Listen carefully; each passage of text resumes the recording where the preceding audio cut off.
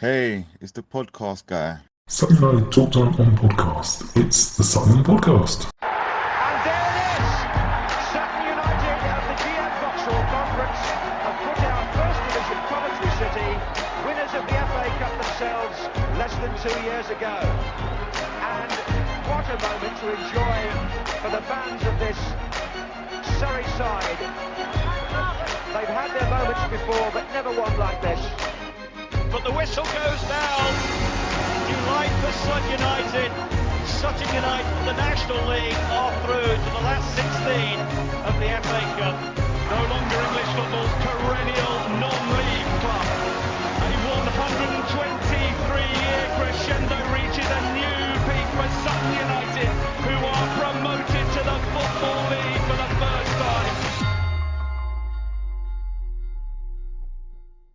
Hello and welcome to another episode of Sutton United Talk Time on podcast. It's the Sutton Podcast in association with Lucky Star Gin. I'm your host, and joining me today we have Mark and maybe Dan joining us. We're not sure. He's gone walkabout. We do love hearing from you. We want you to join the conversation in, stay connected, share, like, comment, all the other stuff, boost my ego at Sutton Podcast on all social medias, and a big shout out to those who constantly do it as well. Mark and I are both battling with the sun because I completely forgot about the clocks moving, so it's now definitely summertime and we've got the lights streaming in. How are you, Mark? How was your apart from the football, how was your weekend? Yeah, apart from the 90 minutes between 3 p.m. and 4:30 or 4:45, it was pretty good. Stayed over Friday, Saturday, and Boston's a nice town. Some of the people there are a bit odd, but let's pass over that. But yeah, it's an attractive town, and quite a pleasant couple of days apart from the footy. I think you'd say that about most places. Some of the people are a bit odd, but yeah. So there was a little question I sent, and I'll give you a couple more seconds to think about it as I play the jingle.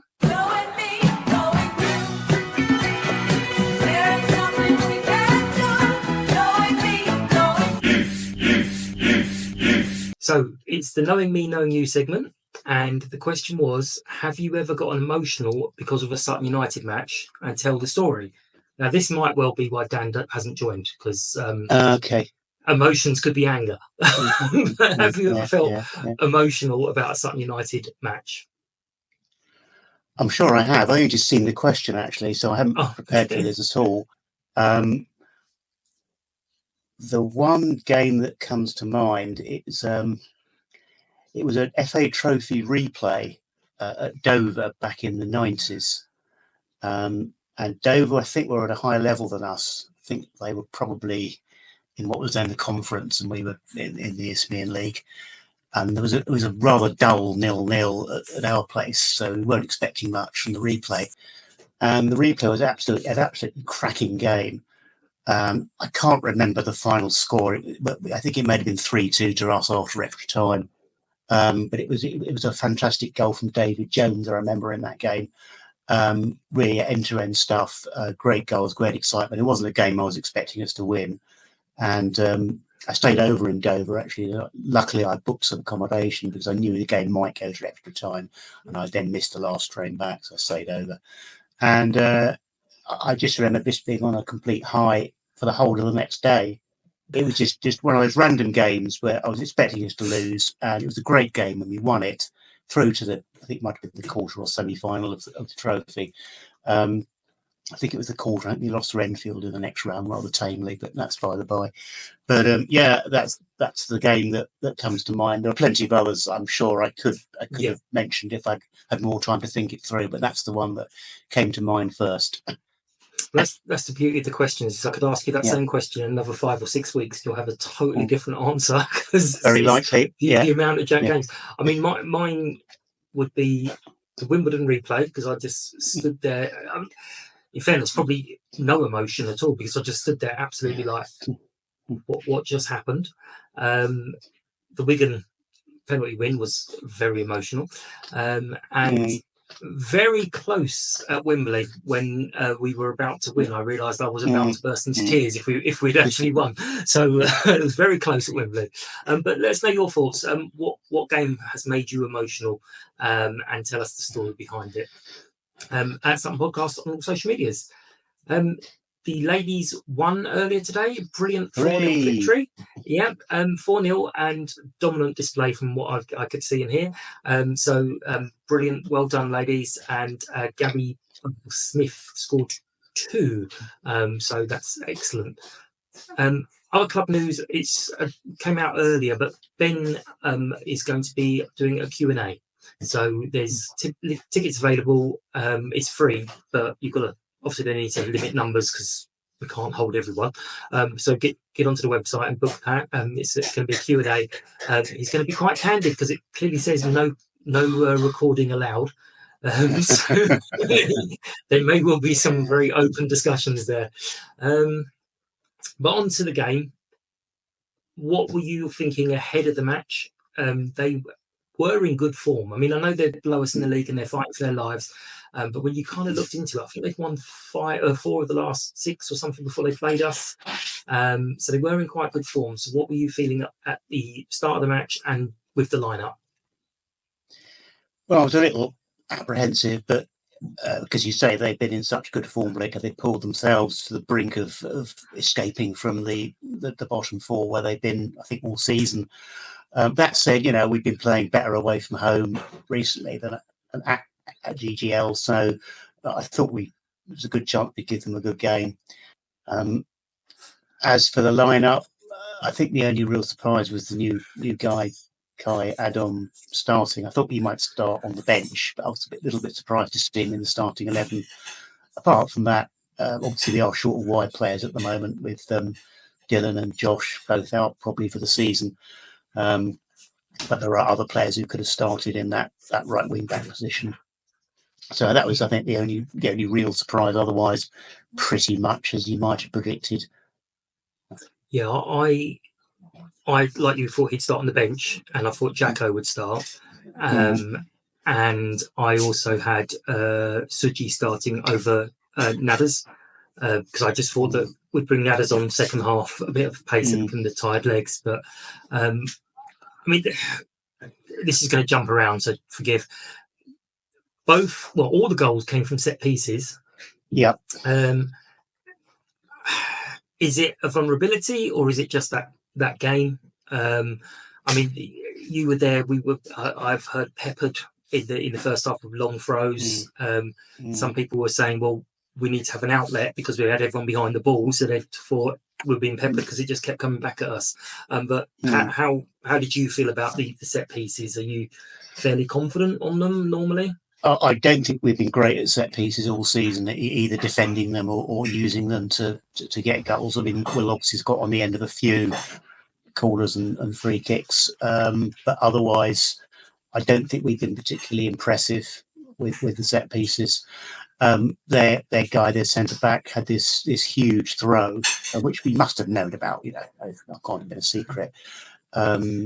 And apart from the one from which they scored, we did actually defend them pretty well. There was one that I think Jack actually got hands to. He didn't need to because you can't score direct from the throw, but he tipped it over the bar for a corner. But apart from that one, and as I said, the goal, we did actually defend them pretty well. But you've only got to lose concentration once, and actually what happened, and they're 1-0 up. Yeah, I mean. You mentioned the one where he kind of threw and Jack saved it. You've got to be a really brave keeper to just go, no, I'm going to let that go. Because if it catches anyone, touches anyone, then it's gone. So, I mean, they do it just to kind of play the odds that someone's going to touch it. I think the keeper probably he thought he could catch it, and then it turned out to have a bit more force or power than he was expecting. So he went over the bar instead of him holding it. I suspect that's what happened. Yeah, I've seen one free kick years ago for England for Stuart Pearce. I can't even remember who it was against, and that's how long ago it was. But it was an indirect free kick, and he actually just lamped it straight in, and the goal might have been against Holland with Van der Sar, and just literally just stood there. and the ball went past him, and he just was like picked out of net and went to take the free kick because he knew it wasn't allowed. It was like, oh, okay, that's confidence. But yeah, the long throw caused us a bit of havoc. We don't seem to have that. I mean, we've got someone who can throw it long, but we don't seem to have that same kind of ability to cause the havoc. Why do you think that is? Is it just the way we're set up, or is? Well, we haven't got a real long throw specialist, although, as you say, Ryan Jackson's pretty good with those, and he showed that when he came on in the second half. But we don't have somebody in the team like Rob Milson, who had terrific delivery from dead ball situations. Lewis Simper's not bad, Barbrook's not bad, but we don't have anybody of the kind of Rob Milson, Tommy Kavanagh standard. And I think that is a weakness in the side. If you're going to do really well in any division, you need somebody who's a good free kick taker. We don't really have anybody at the moment. Okay, is that something you'd be hoping we target in the summer, or something we can? Well, I don't think it's rocket science. So I would have thought one or other of those, and ideally bringing in somebody who's got a bit of a record at doing well from dead ball situations. I mean, we lost late again. Now we thought we got over this a few weeks ago. We're past all this now. Yeah. It doesn't happen anymore. Yeah. I mean, what is it? I mean, could you see it happening? Like we've said before that you just knew it was going to happen, or was this one a bit of out of the blue? I know the goal was a bit of a scrappy one. We'll discuss it in a moment. But was it one of those where we just knew it was going to happen? We weren't seeing the game out, or did it come out of the blue? No, it did come out of the blue a bit. I thought we'd be hold on for a draw. I thought we might even snatch a late winner because I thought we were the better side in the second half. I mean, they dominated the first half. It was only the first half hour. And we were perhaps a little fortunate to be only 1-1 at half time. Although, to be fair, apart from the goal and I think one save that Jack Sims made, they didn't actually have much on target in the first half, despite bossing possession. So we got in at half time. We came out a bit stronger in the second half. They'd lost some of the momentum they had in the first half, which is unsurprising. They burnt themselves out a little bit. And we had a lot more of the ball in the second half. And I thought we did look, without being anywhere near top of our game, I thought we looked the better side. Obviously, there was the penalty incident. It was still 1-1 going into stoppage time. I think there was quite a lot. I think it was 5 or 6 minutes added. And even when they got that free kick, I wasn't too worried. Whether they just didn't clear the ball. Even then, there didn't seem to be huge danger. Then their guy would come on as a sub. He basically was a mishit shot. I think if he shot cleanly at the goal, I think Jack Sims would probably have saved. Yeah. But the ball, as you saw, he hit it into the ground. It just looped up over Jack. He couldn't get to it. So it was a bit of a freak goal, and rather against the run of play in that second half. So someone said it also took a deflection as well. Not only the mishit into the ground, it took a deflection. And I think someone was like, "There's no keeper who would have ever been able to save that because it just went. It was hit completely wrong. There was no way the keeper would have been in the right spot." So I didn't see a deflection. The non-league paper report, I think, mentioned a deflection, but I think that's right. Incorrect. I don't think there was one. It just hit the turf and then looped up. With some pace because the guy hit it quite hard, so a bit of pace behind it, and it just at some speed it looped up into the top corner of the net, and feelings of despair suddenly descended on because there was only about a minute or maybe 2 minutes left after that. 2 minutes left, yeah. I mean, Steve mentioned. You said we played better in the second half. A lot of people said we played much better in the second half. Steve mentioned control. So we were in complete control after half time. Did it feel like we were in control, or did it feel a little bit more cagey than that? And why are we not converting this pressure into goals? Well, I don't think we were in complete control. I think that's just Steve talk. And we're the better side, but that's not saying a great deal. We were two pretty average sides, to be frank. I mean, Boston weren't great. They had the incentive to win the game because of where they are in the table. We didn't have that, and that may have given them a bit of an edge. But without bossing the game. I thought we were just more in control than they were for most of the second half. But, there was a lot of over-elaboration. We got the ball, down the flanks a few times. But rather than getting early balls in, we just knocked it around, trying to get the perfect cross in. And by that time, they regrouped, got their defence reorganised. And when the ball came in, it was just cleared by a defender or claimed by the keeper. So we didn't really put their goal under much pressure in the second half, despite having a lot more of the game than we'd had in the first half. Yeah, I mean, we'll talk about Will. Scored in the first half from Baz's free kick, which is his 18th league and 20th goal of the season, which they put out today. That's the first player to hit 20 since Dan Fitchett a few years ago. I mean, he then took the penalty. He won the penalty and took the penalty. Yeah. So since he missed, there's been various conversations whether, should he have taken it or should it have been Suji? I mean, I think Suji scored 1 from 1 and Will scored 2 from 2 prior to. You scored that. 2. So you scored against Altrincham back in August. You scored against Ebbsfleet in the league. So the trophy game in December. And then we were 3-1 down, and we got 2 goals back to make it 3 or take a penalty shootout. Right. Yeah, one of those goals was a penalty which Sidhu scored. Right, and then so it's 2 each.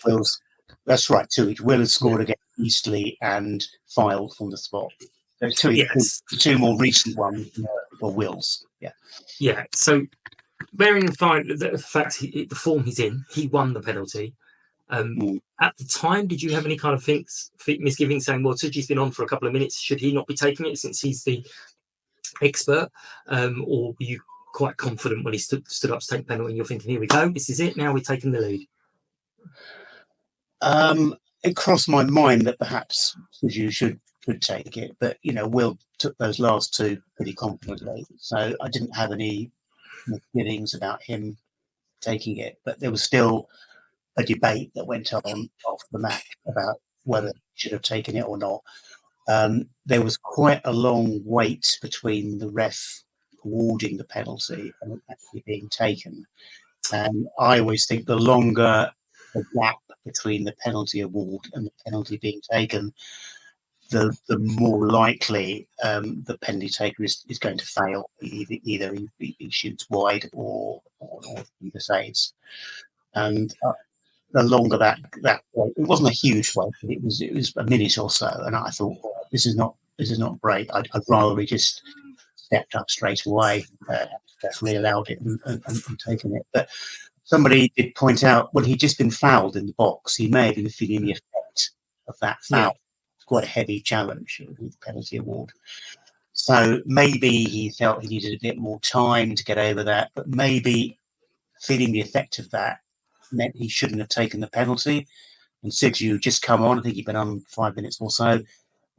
John, perhaps what happened is that Will should have picked the ball up and at the last moment handed it to Sidhu to take the penalty. Yeah, because that's what they've done that before, haven't they? They've had someone last season. Yeah. The sun is now completely covering me, so maybe it's a good thing, everyone. You can't see me. Yay. Right. My sunscreen did not work. So you mentioned also Kane Adam made his first appearance. Now, like you, I would have expected him to start on the bench. And it's always a worry when someone comes straight into the team. Wonder how Nana kind of felt about that. But what did you feel about him and how he was doing? He was playing on the right-hand side. I think it was the right wing back. In the first half, that was on the opposite side of the pitch from where the away fans were, where we were. So it was a little bit difficult to track him from there. I didn't really notice him for the first 10 minutes or so. Then he had a couple of quite promising-looking bursts of pace down that side, and I thought, well, maybe he's got something to offer here. Maybe he can cause their defence a few problems. Obviously, we were playing on the counter-attack mainly at that time. But then after that, I didn't really notice him again.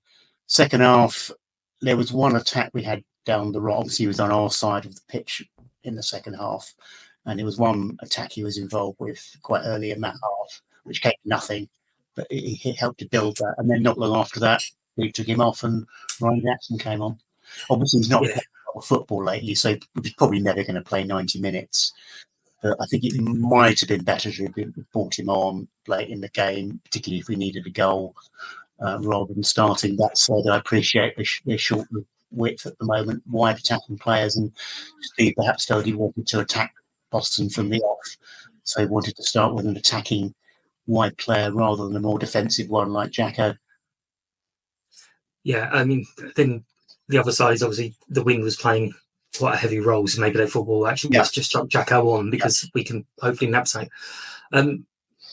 One other bad bit of news, Jack Taylor has gone off with an injury, and Steve sort of said that's him out for the season, which always makes you kind of go, and then he kind of say anything now that anyone gets out for more than a couple of weeks now is going to be a season ending because you won't get back in time. But I mean, how big a miss is he going to be? And how did Harry, when he came on, play as well as Jack, in replace Jack? Sorry. Well, he's obviously going to be missing, and he's played well since coming into the team. It seems that we're losing key players in certain areas of the squad, centre backs and wide players. That said, I thought Harry Ransom did well when he came on. Good head of the ball, he cleared quite a few dangerous balls. I thought he actually looked more effective than Tyler French. And I'm a bit surprised that Harry has not had more game time this season. So I thought he actually played for Crawley in the Football League. I think he's going to be a key member of the squad, and he's not had many minutes. So I thought he did pretty well, though, of course, he was on the pitch when they scored that late winner.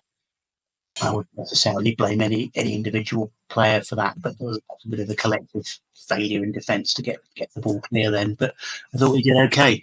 And we've got him, we've got Muller, the centre back, and Topolage can play in a back as well. So we do have enough players who can do a job in that sort of centre back position. But I think missing Taylor and Kirk when he was fit, was done very well. I think is a bit of an issue. Yeah, Steve kind of hinted at the fact that he didn't want to play Jack as much, would rather give him a rest. But he's been playing so well, you can't go, I'm just going to give him a rest. Because, but do we think that was the injury? They just playing too much, or is it just again bad luck? Because we seem to be having a lot of bad luck. I know Steve mentioned it in the interview again, saying I don't like talking about luck, but their manager said it as well. Well, I mean, Jack's a young guy. I mean, sometimes they're carrying a slight injury. They're risked by the manager, and sometimes playing with a slight injury can actually aggravate the injury and make it worse. And that has happened to certain players in the past. Yeah. Previous managers have put out key players who are carrying an injury, and the injury is worse, and they let them out for a long period. But I don't think that was the case with Jack. I certainly wasn't aware that he was carrying any sort of injury. I don't think he was. No. So I think it was just a challenge, which ended up with him. I'm not sure whether it was his hamstring or his groin, but he was limping very heavily when he went off. And I thought he's going to be out for the season now. Certainly wouldn't expect to be back for a good few weeks. So that, I think Steve said it was his groin. Yeah.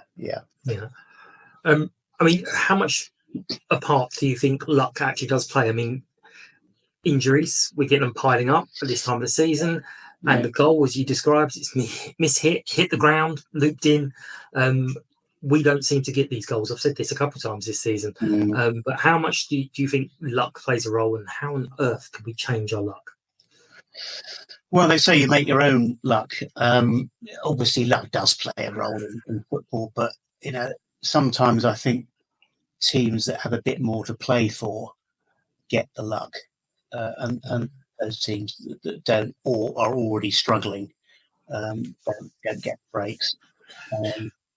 Boston obviously their lives at this level, and sometimes if you you've got that kind of mindset when you need to win that game. Sometimes things just go for you.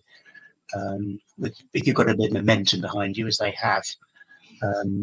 Whereas, if you're just pootling along the mid-table, you're not going to make the playoffs. You're not going to get sucked into relegation dogfight. You're lacking that, and you're perhaps a bit less likely then to get the breaks. I mean, so if there's anyone out there that wants to do some kind of pagan, Christian, witch doctor ceremony, anything you like, if you want to come to Gander Green Lane, just let us know and we'll try and change the luck and get some good luck. Steve was clearly frustrated.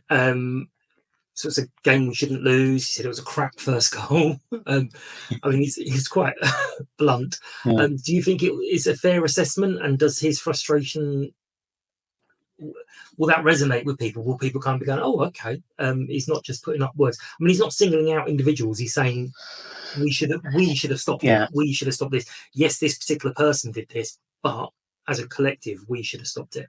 How do you feel about that? Well, Steve obviously doesn't like criticising individual players. Very few managers do. Dols he did it, but he can get away with it.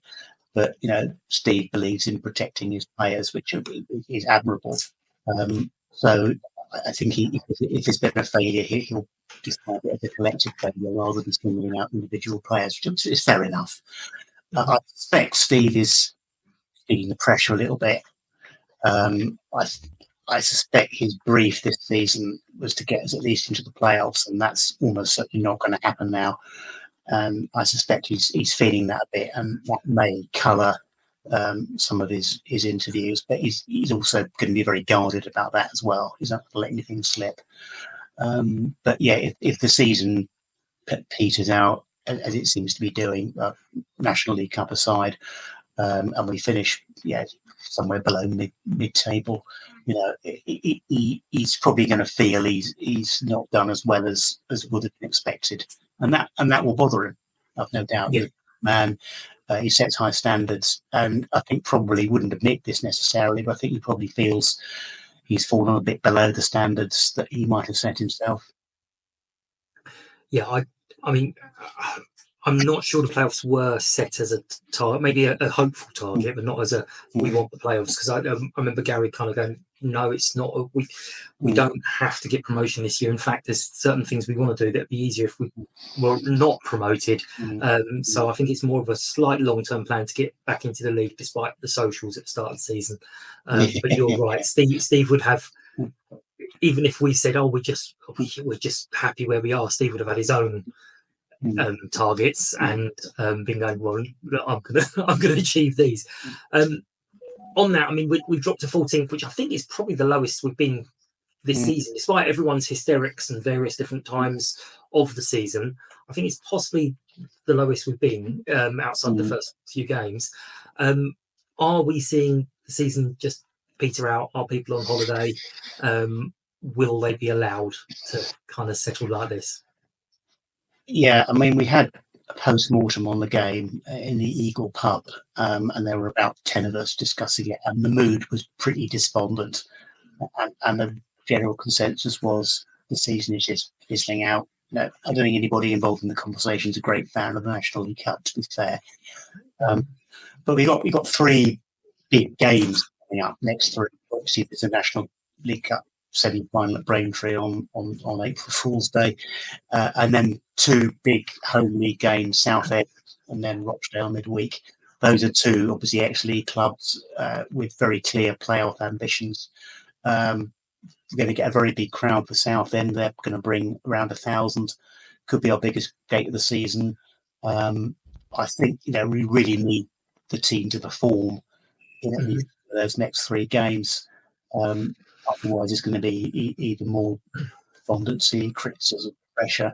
The team has shown the away games at York and Barnet. Yeah, they can rise to the occasion. They can go toe to toe with the top sides, but they've been doing it enough. And the home form, particularly against the sides has been woeful. If you want to end the season on any sort of high, you should change. With the opportunity there, we need a motivator, I think. I mean, obviously, Steve's quite a technical manager. He's not perhaps a great motivator. opposite of Dawes, who wasn't particularly technical, I think he'd admit, but he was a great motivator. And I think we need a bit of motivation now to kind of raise the players and say, look, the season seems to be petering out. 3 big games coming up. You've got it in you, surely, despite the injuries. Let's get that extra 10-20% in performance. Let's win some of these games. Yeah, I mean, no one wants the season to peter out, and there's always the slim hopes that if we suddenly win the next 3-4 games, we're right back in the mix again. But it's putting those results together. I mean, there were some points of views, which I will put the jingle in now. And it was Andrew, but he said pretty much what we've covered is the first half was difficult playing into the wind. Second half played better, dominated and deserved a goal. Unfortunately, the missed penalty came back to haunt us, but he won't hear any fault on the effort and endeavour from the players. Would you agree, or do you kind of think that they could have put in a little 1 or 2% more? I think there was 1 or 2 players, I'm not going to name them, but I think already more or less on the beach. I mean, it's not to say they weren't trying, but they weren't working quite as hard as they might have done. I think there was effort out there, but not quite as much as there might have been. Let's put it that way. Do we think some of those who haven't got a contract sorted might be getting to the stage of the season where they're like, "Oh, I don't want to go in for that because I get injured"? Then where does that leave me in the summer? I mean, I wouldn't say that, but do you think that crosses any players' minds at all? I think it's possible. I mean, I'd hesitate to say that's definitely the case, but it's not impossible. And we know that some players are probably going to be leaving. Some of the players who were on the pitch yesterday are probably not going to be with us next season. Obviously, some of them are loan players. They're going back to their clubs anyway, in all likelihood. But maybe 1 or 2 others whose contracts are just not going to be renewed or extended, who may be thinking, well, do I really want to put that extra effort in this game, 6 weeks from the end of the season? So that's possible. Yeah, but then the flip side of that is they do because they want to show everyone what they can do. So, I mean, it's difficult to apply yourself, I guess, when you've lost that thing to play for. But we'll wrap up yesterday with the good, the bad, and the funny.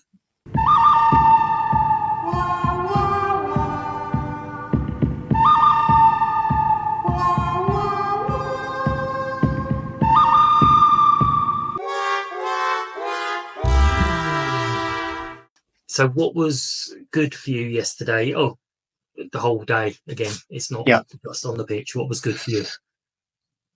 Well, there's not much good to say about the match. So I'll just mention what I did before the game as I got a cab out to the RSP reserve at Frampton Marsh.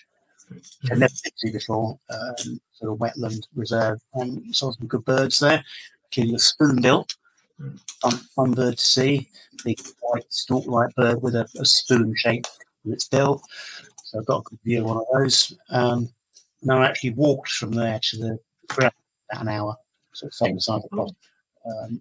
So that was a pleasant way to spend the morning. So I would definitely gone with Will's 20th of the season because we haven't had a 20-goal striker for a long time, but that's fine. Fair enough. And what was bad? Well, the injury to Jack Taylor, I think. Yeah.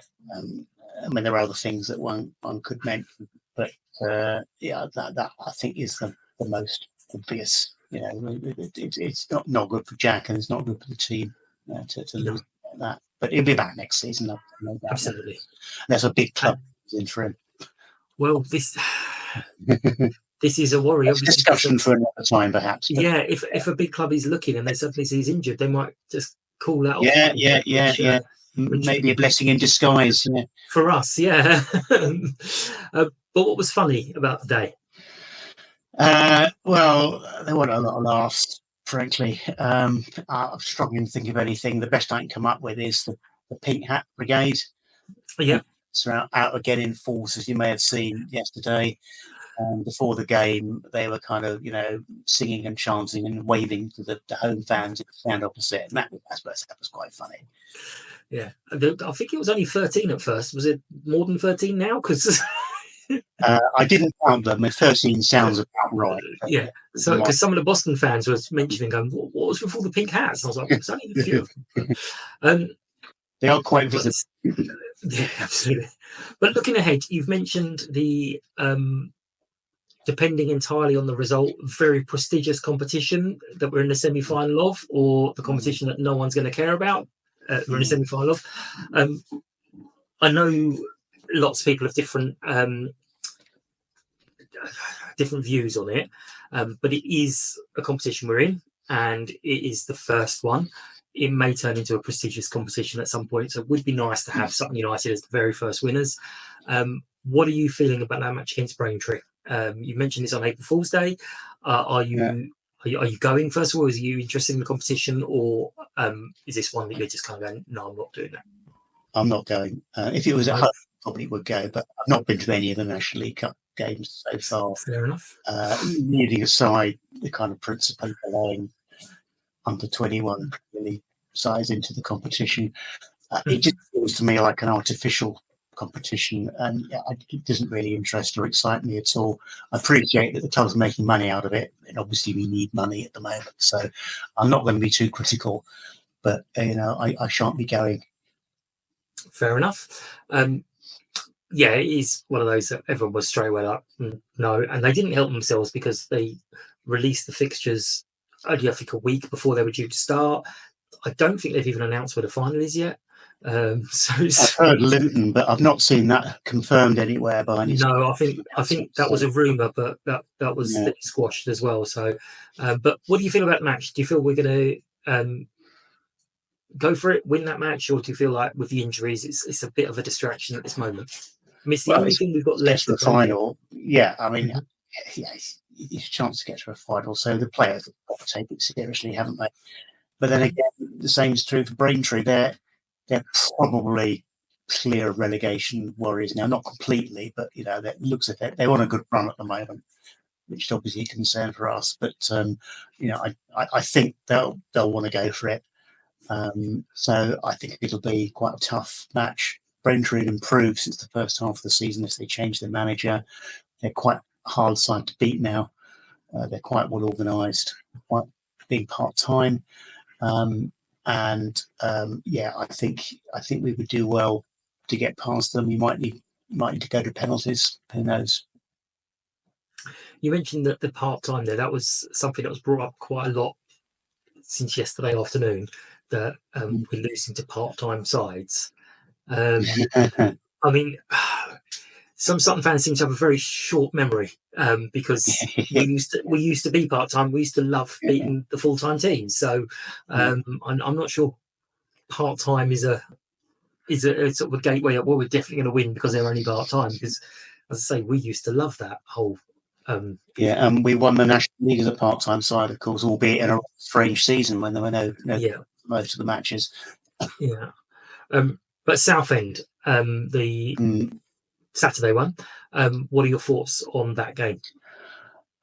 Okay, I wasn't at the reverse fixture back in September because I was in Venice at the time. I was a bit sorry to have missed that because obviously it was a good win for us. It was. I mean, Southend had a pretty slow start to this season, and they were sort of knocking around mid-table for a long, long time. But as I'm sure most of our fans are aware, they've been creeping up the table in recent weeks. Their form's improved, and they're now on the verge of getting into a playoff place.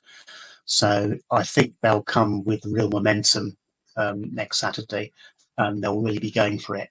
So we need to be up for that challenge. If we play having recent home matches, we'll get beaten. And there'll be a big crowd, as I said. They'll be quite close to capacity. So they'll be vocal. There'll be a lot of noise. Real atmosphere. The players need to rise up to that and meet that challenge. You mentioned sort of the noise earlier, and I didn't mean to pick up on that. It's something that we've struggled with for years. I remember years and years ago, before DOS, people saying that we don't make any noise at Candy Green Lane, yet when the small band of merry people go away, there's lots of noise. And we kind of put it down to or when you come back to County Green Lane, you're all dotted in your own little spots, and that's why it doesn't seem to happen. But I know we've got the young ones behind the goal, but how important do you think it is for us to kind of go, yeah, that's it, we're going to get behind them, we're going to give them everything? The last 2 weeks, the last 2 home games are very difficult because within a minute we've given away a goal and a penalty. So it's quite difficult to get up for it there. But let's assume we get through the first few minutes. How big a influence do you reckon we could make, especially if the crowd get behind the players? Well, I think it can make a difference. Yeah, the old reference to the crowd being 12th man and all that. I think if Dawes was still manager, he'd be really trying to incentivise everybody to get behind the team. He'd be hyping it up as a big game. Obviously, Steve's not like that. He's a different sort of personality. I don't think there's anybody who can kind of maybe Tim Vine, but nobody else who's going to step in and kind of, get the adrenaline flowing in the build-up to the match. So I think it's going to be partly self-generated. I think if the team starts strongly, don't necessarily have to score early, but if we start on the front foot, I think that's going to lift the home crowd, and that could then start a sort of retain reaction. But if we start badly, as you mentioned, as we had in the previous 2 games, I think the opposite's going to happen. The home fans are going to get deflated and fall silent, whereas obviously the away fans are going to start making even more of the noise. So I think it's important. But I'm not going to call how it's going to go. I think the players have got to do their part. They can't say you've got to lift it. The players have got to lift the crowd. I think it's a two-way relationship. Yeah, that's the thing that's been going on for donkeys is, do the players lift the crowd? Do the players we kind of bounce for job? Maybe what we need to do is some of the players who aren't playing, we'll get them in behind the goal, rather than sitting up in the stand, getting behind the goal and get some of the boys G'd up. I'll mention that. Right. So where you said you're not going to call it, I'm going to ask you for prediction. Which one? The South End. Okay. Blimey. I hadn't thought about this. I'm going to go for my usual, say 1-1. Okay. I'm going to go for 2-1 Sutton. The late goal. So we are wrapping up this episode of Sutton Podcast. Thank you very much, Mark. As always, we appreciate everyone's attention and feedback. Get involved in Knowing Me, Knowing You segment. Have you ever gotten emotional because of a Sutton United match? Tell us the story. Follow, like, share, give the thumbs up of this episode at Sutton Podcast on all the socials, especially on YouTube. Subscribe, leave a review, leave me some comments. And we'll be back after the Southend match. And I've got Sarah and Chalmers, I think, off the top of my head. Sorry if I've panicked either of you and it's not you, but I think it's you too. As always, thank you to our sponsors, Lucky Star Gin. Thanks again, Mark, and thanks to you for listening. Hope you've enjoyed this episode. Take care, and we'll see you soon. Bye-bye. United! United! United! United!